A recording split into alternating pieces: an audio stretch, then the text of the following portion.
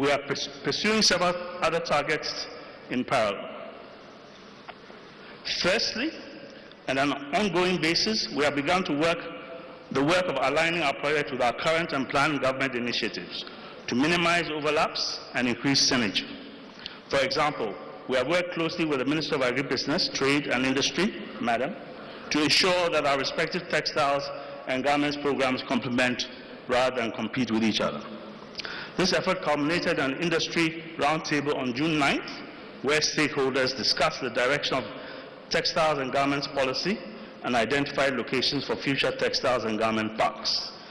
The parks will not only be in Accra or in Tanoh, they'll be distributed across the country so that we can industrialize every aspect of the country where it's required and deemed bankable. Similarly, we are in the process of structuring and negotiating the concession regimes for the Volta Lake Economic Corridor with Ghana Infrastructure Investment Fund, VRA, and the Ministry for Energy and the Green Transition. Secondly, we have presented our 24-hour plus incentives package along with its impact assessment report to the Ministry of Finance for final review and adoption. Our proposals to the Finance Minister aim to simplify incentives and eliminate unnecessary bureaucratic discretion, thereby discouraging arbitrariness and facilitating the automation of processes. Thirdly, we are conducting feasibility studies on commercial projects, aiming to have priority projects investment ready by year's end. Indeed, we have learned that some priority projects already have bankable feasibility studies that only need updating.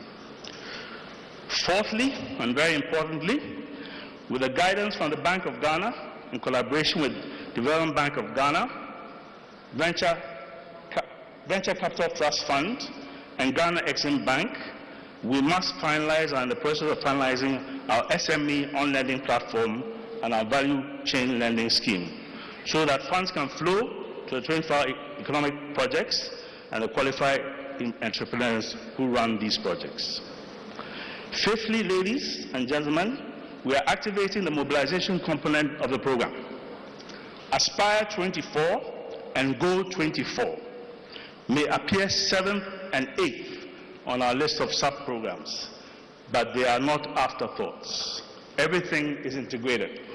Aspire 24, mindset change, digital fluency, Go 24 will ignite a spirit of self-organization and civic responsibility among Ghanaians at the community level where we live, work, school, worship, and play.